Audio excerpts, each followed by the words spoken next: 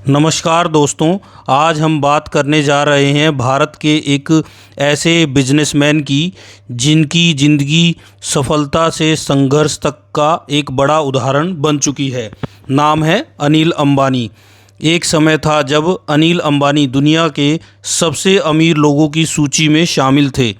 साल 2008 में उनकी कुल संपत्ति लगभग 40 से 42 अरब डॉलर के आसपास बताई जाती थी। उस समय वे एशिया के सबसे अमीर व्यक्तियों में गिने जाते थे। लेकिन सवाल ये है कि ऐसा क्या हुआ कि अरबों की दौलत रखने वाला यह उद्योगपति आज कर्ज और कानूनी चुनौतियों से जूझता नजर आ रहा है। अनिल अंबानी दिग्गज उद्योगपति धीरूभाई अंबानी के छोटे बेटे हैं। धीरूभाई अंबानी ने रिलायंस इंडस्ट्रीज़ की स्थापना की थी, जो भारत की सबसे बड़ी कंपनियों में से एक है।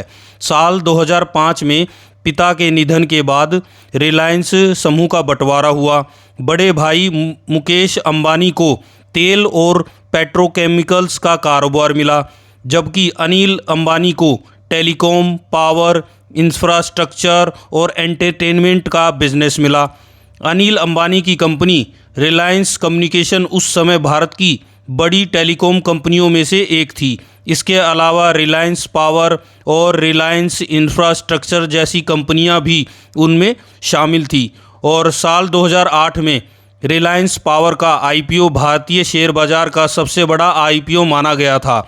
निवेशकों में ज़बरदस्त उत्साह था और अनिल अंबानी का नाम हर जगह चर्चा में था।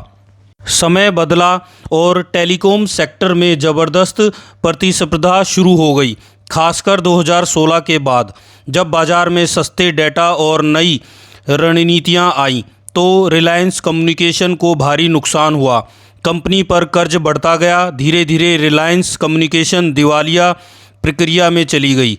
इसके अलावा पावर और इंफ्रास्ट्रक्चर प्रोजेक्ट्स में भी अपेक्षित सफलता नहीं मिली। बढ़ते कर्ज और घटती आय ने उनकी कंपनियों की आर्थिक स्थिति को कमज़ोर कर दिया। साल 2020 में ब्रिटेन की एक अदालत में अनिल अंबानी ने खुद को नेटवर्थ जीरो बताया, यानी उनके पास व्यक्तिगत संपत्ति के रूप में बहुत कम संसाधन बचे थे। यह खबर पूरी दुनिया में सुर्खियों में रही। आज की स्थिति ऐसी है कि आज अनिल अंबानी पहले जैसी अरबों डॉलर की संपत्ति वाले उद्योगपति नहीं रहे। उनकी कई कंपनियां कर्ज के बोझ से गुजर चुकी हैं या पुनर्गठन की प्रक्रिया में हैं। हालांकि वे अभी भी बिजनेस की दुनिया से पूरी तरह बाहर नहीं हुए हैं। समय समय पर उनकी कंपनियों के शेयरों में हलचल देखने को मिलती है और वे एक नए अवसरों की तलाश में रहते हैं। लेकिन सच्चाई यह है कि जो व्यक्ति कभी दुनिया के टॉप अरबपतियों में गिना गया जाता था, आज उसकी पहचान संघर्ष और आर्थिक चुनौतियों के साथ जुड़ चुकी है। और अनिल अंबानी की कहानी हमें यह सिखाती है कि बिजनेस की दुनिया में सफलता स्थायी नहीं होती।